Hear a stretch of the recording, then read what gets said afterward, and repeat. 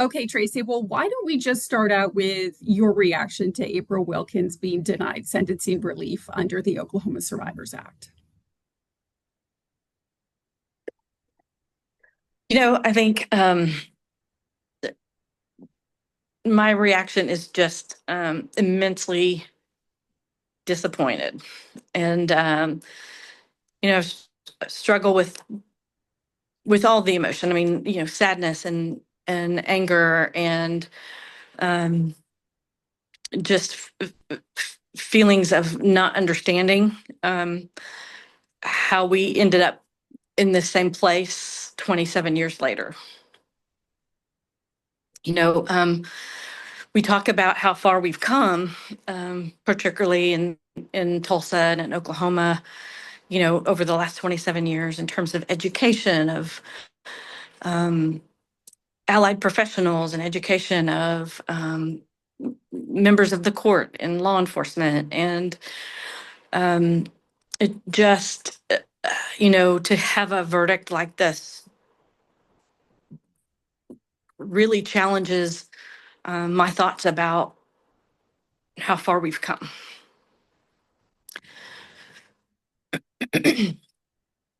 Can you speak to the evidence in this case? I know that there were photos. There was a recording of the pair discussing the abuse that wasn't in her original trial. There were witness reports. I feel like I'm missing so many things. There was over 400 pages of documentation that was a part of her application under this Survivors Act. So my question is, if you can submit all of that evidence and you're not seeking relief or you were not granted relief under this law, what hope do other survivors of abuse have in Oklahoma to be granted relief? That's a great question because I'm not sure I have the answer to that. Because in the face of, as you said, 400 plus pages of evidence, things discussed in the courtroom, a certified expert witness on domestic and sexual violence, and just a lot of collateral information and education that members of the court have had. And to have all that information and then still face a verdict of no, you're not going to be released early. You do not get sentencing relief. Um, it, it's heartbreaking. You know, um, we talk a lot in this field about survivors and the experience of re-victimization, and to have a survivor of domestic and sexual violence, such as April Wilkens, and we're talking about extreme, severe domestic and sexual violence in her case. Um, and then April having to sit in that courtroom again 27 years later and listen to her credibility be challenged, her character, her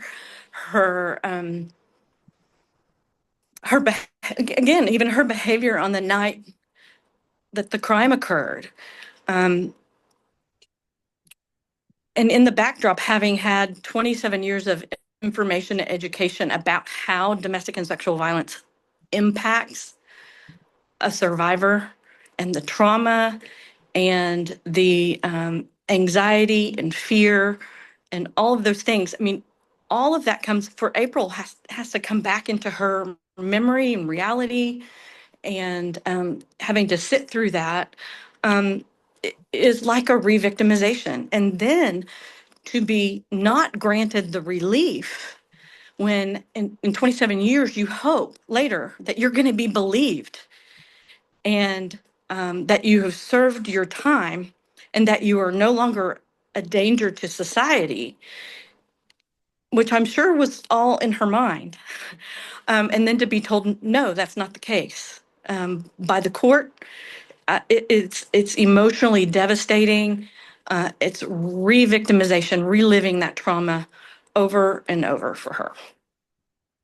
And the judge did say that he thinks that she is a victim of abuse. I know when he was going through his verdict for a second error, I thought that he was going to grant her relief, and then it took a bit of a turn. What do you think it says about his decision saying she is a victim of abuse, but sorry, we can't grant you relief? Give me your thoughts on that.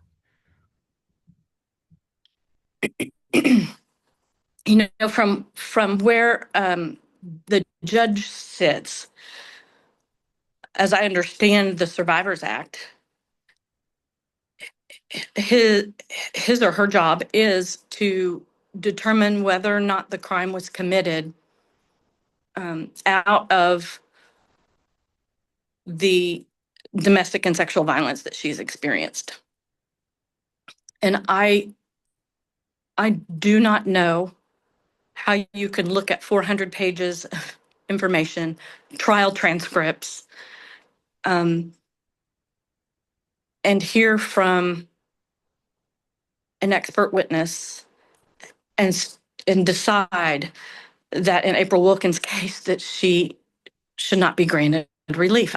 That decision um, is beyond me, and so I, again, I think I go back to what is it that we still don't understand about a survivor's experience in our court system. The expert witness for the defense, uh, I've noticed a pattern here. Um, she also appeared in Taisha Long's hearing in Oklahoma City, and to be quite frank, what I saw, she was completely ripped apart on the stand. Her credibility called into question, and I want to give you the opportunity to give your thoughts on that. My understanding is that she serves on a few review boards in this state and is well respected Yes. in the state of Oklahoma in this field. Yes, she is. And I know you're speaking about Angela Beatty, and she is well respected in the domestic violence field in our state. She is a certified domestic and sexual violence response professional. She is also a master's level social worker, and she has, I think, all of that. Plus, she has worked directly with domestic and sexual violence survivors for years and continues to work with them as a supervisor who supervises people who or advocates who work with survivors every single day. And so we're we have this expert and this decision to discount her credibility and to really try to obliterate her credibility as an expert. And what I think what is disappointing is that district attorneys' offices have complete discretion and multiple choices and options for what they choose to do with these cases. They can choose to fight them with everything they have and spend taxpayer dollars. And in this case, it appears that that occurred, and perhaps also in Oklahoma County in the case you referenced. But they can also take a look at the evidence and everything that's presented and decide that they're not going to oppose the case and that this person deserves some relief in sentencing. Or they can softly, try the case. I mean, there's so many options here.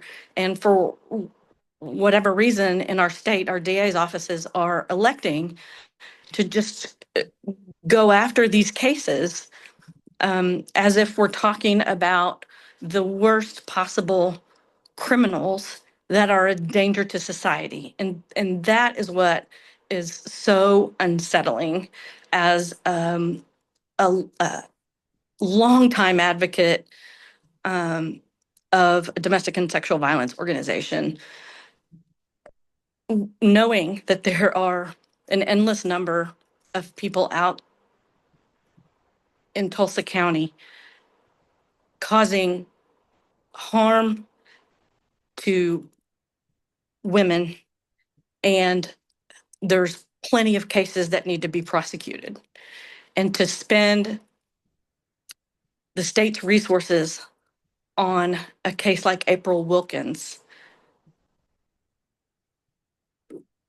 really is hard to understand in a climate where we talk about keeping survivors safe and how much of a public safety issue domestic and sexual violence are. And, April Wilkens is not a threat, in my opinion, to public safety. I know under this law, this is still new. These hearings are still new.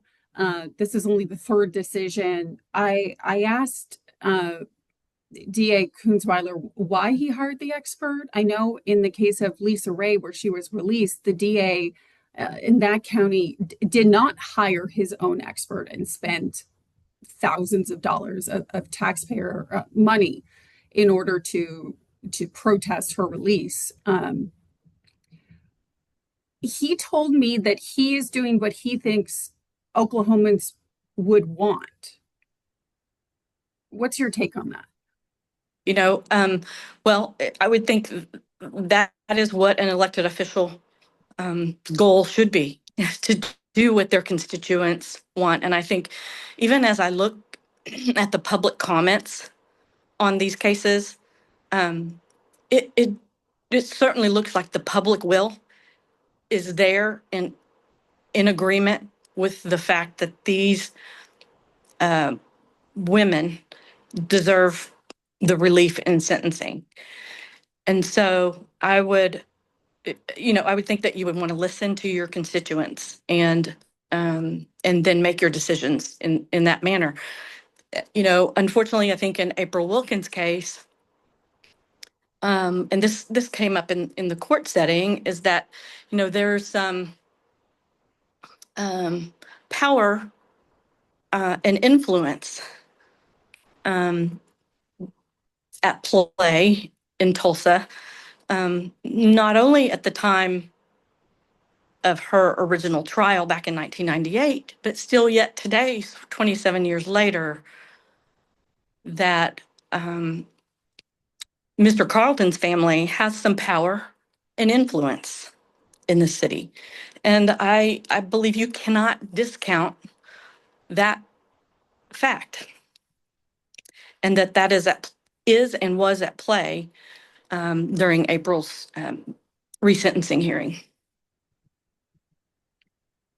I know she's going to be appealing this case, and we wait for those next steps going forward. I'm not sure what it looks like. In the meantime, in the release that went out today from Divis, there's a call to action from people. What is your message to Tulsans and to Oklahomans on this issue? I would say to Tulsans and all of Oklahomans, that Oklahoma is number 2 in the country, in the United States, for women who are murdered by a male intimate partner. And that is a per capita statistic issued by the Violence Policy Center. And if we want to change that statistic, we have to make some different decisions and do things differently than we've been doing them for the last 2 or 3 decades. And so we need Oklahomans to think about domestic and sexual violence as a public safety issue and think about it when they're at the polls voting for elected officials.